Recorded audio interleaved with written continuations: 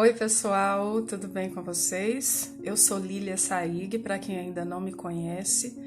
Eu vim hoje falar com vocês sobre esse tema presente no mês de setembro aqui no Brasil, que é a prevenção ao suicídio. O suicídio está estreitamente relacionado com a depressão e é muito importante a gente lembrar disso, falar disso, debater, discutir esse tema, porque os números de pessoas acometidas de depressão, eles vêm aumentando significativamente nos últimos anos. Especialmente a partir de 2020, que é esse ano furacão aí, que todo mundo sabe, todo mundo vive, todo mundo está sentindo na pele essas grandes transformações. A partir de 2020, nós teremos uma outra visão sobre saúde mental e nós temos que pensar em uma maneira diferente de tratar esse assunto a partir de agora. Mas algumas coisas não são diferentes, elas são típicas, elas são características e nós temos que conhecer para saber lidar com elas. A depressão, essa é a carta do baralho cigano que fala sobre depressão. Tem outras que nos remetem a estados de humor depressivos, mas essa aqui é aquela que nos mostra a depressão no seu estágio mais avançado e talvez até mais grave. A depressão, ela é uma doença e ela não escolhe cor, raça, gênero, classe social, poder aquisitivo. A depressão vai acometer qualquer pessoa e os motivos são os mais variados. Você pode entrar num processo depressivo porque você vivenciou um trauma que foi muito difícil de suportar. Então, essa dor, ela fica grande demais para você. E aí você mergulha nesse estado depressivo. Mas também a depressão pode acontecer por uma disfunção fisiológica, porque o seu corpo não produz a quantidade certa dos hormônios que causam o bem-estar, que causam a alegria, que te dão ânimo. Esses hormônios que atuam no nível cerebral. E aí, nesse caso, às vezes o depressivo ele não sabe explicar por que ele sente tristeza e desânimo. Na verdade, muitas vezes nós não sabemos explicar o motivo da depressão. Em outras, nós ficamos buscando explicações para a nossa depressão. E aí você pode estar se perguntando por que eu estou falando nós? Porque eu já venci uma depressão. Eu me exponho muito pouco aqui nas redes sociais, no Instagram eu falo muito pouco da minha vida e eu vou até começar a falar um pouco mais. Eu já estive do outro lado, eu já estive me tratando de depressão. Então eu posso falar como quem conhece cada passo, como quem conhece cada esquina desse lugar chamado depressão. E eu posso te dizer que a gente às vezes não tem explicação por que o mundo perde as cores, por que fica tudo cinza, por que você não gosta mais de fazer as coisas que você gostava a vida inteira. E é muito difícil lidar com isso, principalmente porque você precisa ficar explicando para as pessoas que não entendem. E é por isso que esse movimento de Setembro Amarelo é tão importante, para que todos possam entender, ou para que o maior número de pessoas possível possam entender. Depressão não é frescura, depressão não é falta do que fazer, depressão não é falta de uma roupa para lavar, como muita gente pensa. E depressão também sobe o morro. As pessoas que vivem na favela também têm depressão, embora ela se manifeste muitas vezes de maneiras muito particulares. É o que chamamos às vezes de depressão risonha, quando a pessoa é animada, alegre, conta piada, é o mais alegre da turma, do bar, e de uma hora para outra se mata. E você fala, não entendi por que fulano era tão animado, tão para cima, como é que isso foi acontecer? Porque a depressão tem 1000 faces e ela se disfarça, ela se esconde e ela se apresenta para cada pessoa de uma maneira diferente. ou cada pessoa reage a ela de uma maneira diferente. Então é importante que você saiba que não é frescura, que não é falta de força de vontade e principalmente que não é falta de Deus. Nós temos sacerdotes importantes no meio religioso que têm depressão e eles são sacerdotes maravilhosos, são homens de Deus, são homens devotados ao trabalho religioso, mas eles têm depressão. Ultimamente nós temos visto isso muito mais frequentemente na mídia, nas redes sociais, porque a internet tornou essa informação mais fácil e a exposição ela ficou mais acelerada. Antigamente a gente não tinha tanta informação como tem hoje. Então nós sabemos que independente de raça, de posição, de cargo, a pessoa pode ter depressão. Outra coisa importante que a gente tem que lembrar é que a depressão pode adoecer uma família inteira, porque as pessoas não vão saber lidar ou porque gera um movimento em torno do depressivo, em torno do doente, que acaba afetando os outros membros da família. Mas isso quando a família está envolvida, porque eu conheço casos como terapeuta, hoje como quem trata das pessoas, como quem acolhe o sofrimento das pessoas. Eu conheço famílias que não se envolvem, famílias que sabem que existe um risco iminente de haver um suicídio e essas pessoas simplesmente ignoram. Muitas vezes por medo, por não saber o que fazer, por não saber como lidar. E outras vezes porque a doença dessa família veio antes da depressão. Porque aí a família já é toda doente de uma outra forma, de relacionamento, de compreensão e por vários fatores. E aí, no seio familiar, é importante que o depressivo seja acolhido da melhor maneira possível. E não adianta, quando eu era adolescente, eu já ouvi histórias e presenciei de que os pais queriam curar a depressão do filho embaixo da pancada. Era só dar uma surra, bater, que ele ia sair daquela preguiça, que ele ia parar de querer chamar a atenção. Depressão não é isso, gente. Não existe isso de que é só estar querendo chamar a atenção. E vamos pensar comigo, se a pessoa chegou no ponto de querer chamar a atenção, tentando se matar, é porque realmente ela precisa de atenção. Não dessa atenção de quem sente dó, pena, piedade, mas da atenção de quem precisa ajudar e do outro que precisa urgentemente de ajuda.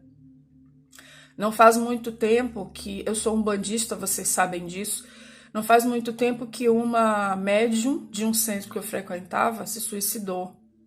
E os filhos da casa, os outros médiuns, ficaram muito abalados com isso, porque não aceitavam que ela, que fosse médium, que conhecesse o outro lado da espiritualidade, que conhecia as consequências do suicídio pela visão espiritual, tivesse feito isso.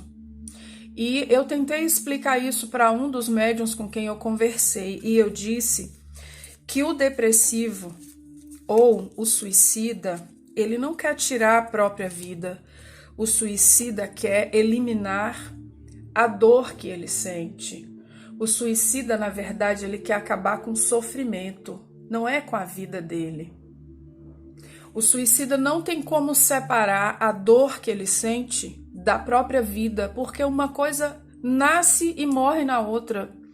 Então, a única maneira de fazer essa dor parar na cabeça dele é tirando a vida. E nesse momento, quando a pessoa chegar a pensar nisso, em ceifar a própria vida, pouca coisa importa. Por isso, muitas vezes essa coragem chega. E aí, gente, é muito delicado e nós temos que ser o mais compreensíveis possível. Nós temos que olhar para essas pessoas, na verdade, nós temos que identificar em nossa volta e tratar com muita delicadeza e sensibilidade alguém que tenha um traço de tristeza. Vai ser muito difícil você identificar aquela depressão oculta, claro, aí nós vamos precisar do apoio de um profissional. Muitas vezes a pessoa vai ao médico e ela só está sentindo dores no corpo, está com o sono desregulado, está tendo uma alteração de peso, ela não sabe que ela tem depressão e é numa consulta médica que ela vai descobrir isso. E a partir daí a caminhada é bem dura. Mas no nosso dia a dia, no nosso trabalho, na nossa roda de amigos, principalmente no nosso meio familiar, nós somos responsáveis por aqueles que convivem conosco nesse sentido, de observar se ali existe um traço de tristeza maior, de uma depressão, talvez uma depressão, que precisa de atenção e de cuidado. O mais importante é que se você identificar isso, ou se já houver um diagnóstico de alguém depressivo perto de você, que você saiba lidar com isso e que você não faça julgamentos, não se coloque superior, não pense que você está numa situação melhor ou que você é melhor do que o outro que está triste, está sofrendo. Muitas vezes nós fazemos afirmações e até fazemos perguntas para um depressivo que fazem com que ele fique ainda pior. Por exemplo, nunca diga, você tem que se esforçar. Um depressivo não consegue se esforçar. Nunca diga, procure uma igreja, porque na igreja também tem depressão, aos montes. E eu não estou falando só da igreja, mas da religião. É terreiro, é centro, é igreja. Lá também tem muita depressão. Só que lá ela fica disfarçada embaixo do véu da religião. E lá é muito mais difícil no meio religioso que você admita que tem depressão, porque o meio em volta, tudo que está em volta de você vai ser contrário a isso e vai reafirmar que você está com falta de fé. E isso não pode acontecer, porque só vai agravar a situação daquela pessoa. Nunca diga a um depressivo que ele está querendo chamar a atenção. Porque mesmo que ele esteja, se ele está chamando a atenção para uma dor que ele sente, é porque ele precisa de ajuda. E essa foi a maneira que ele encontrou para pedir essa ajuda. Então ajude. Ajude também a família de um depressivo. Se você faz parte da família de um depressivo, tem o meu apoio, tem o meu respeito. Deem-se as mãos, porque eu sei o quanto é difícil. Bom, antes, deixa eu pegar as minhas cartas aqui. A depressão, ela pode tirar tudo de melhor que você tem. Ela pode roubar de você o que é mais precioso, inclusive a vida. Porque a dor que se sente, acabou de cair a minha carta da dor aqui. A dor que se sente, e aí a carta da cruz, é muito intensa, é muito forte. E é exatamente uma cruz difícil de carregar sozinho. Então você precisa de apoio. Quando chega esse momento, ou se chega, porque graças a Deus não chega para todo mundo, o momento de querer ceifar a própria vida, é muito mais complicado de reverter, mas não é impossível. Então, para você que tem depressão, ou para você que se sente depressivo e talvez ainda não entenda o que está acontecendo com você, eu digo, tente um pouco mais, busque ajuda de um profissional de saúde. Eu não concordo com os terapeutas alternativos, holísticos, integrativos que querem tratar a depressão sozinhos. Isso está errado. Todas as vezes que eu encontro um depressivo nos meus atendimentos, eu encaminho para um psicólogo e um psiquiatra. Eu faço tratamento complementar, que é o acompanhamento, com a mesa radiônica, com os florais e às vezes até com o jogo de cartas. Mas eu não conduzo nenhum tratamento para alguém que tem depressão, porque isso é restrito à área de saúde mental. E como terapeutas, nós não somos profissionais de saúde mental. Nós somos praticantes de uma terapia que vai complementar o tratamento de saúde mental, feito por médicos formados e licenciados para isso. Então, se você está nesse momento se sentindo triste, está se sentindo para baixo, está pensando em desistir, procure ajuda, por mais que seja difícil. Se você não tem ajuda no seio da sua família, procure alguém em quem você confia ou procure até um estranho que te desperte simpatia e confiança. Às vezes a ajuda vem de lugares onde a gente nem imagina, mas procure ajuda. Eu posso te dizer, tendo vivido, tendo experimentado tudo isso, que a vida vale muito a pena. Que nunca será um mar de rosas, porque nós não viemos nesse planeta, nesta encarnação, para ficar aqui gozando de leite, maná e mel, como diz a Bíblia, né? Mas vale muito a pena estar aqui. Vale muito a pena tirar lições de cada experiência, positiva ou negativa. Porque se você for olhar por outro ângulo, não existe experiência negativa, existe aprendizado. Vale muito a pena você saber que o mundo é enorme, que existem milhares de lugares que você nunca foi, milhares de comidas que você nunca comeu e que você ainda tem muitos e muitos dias de vida pela frente para experimentar cada uma dessas coisas, para se superar a cada dia, fazendo um esporte, aprendendo um artesanato, aprendendo uma terapia, dando uma guinada na sua carreira. A vida vale muito a pena.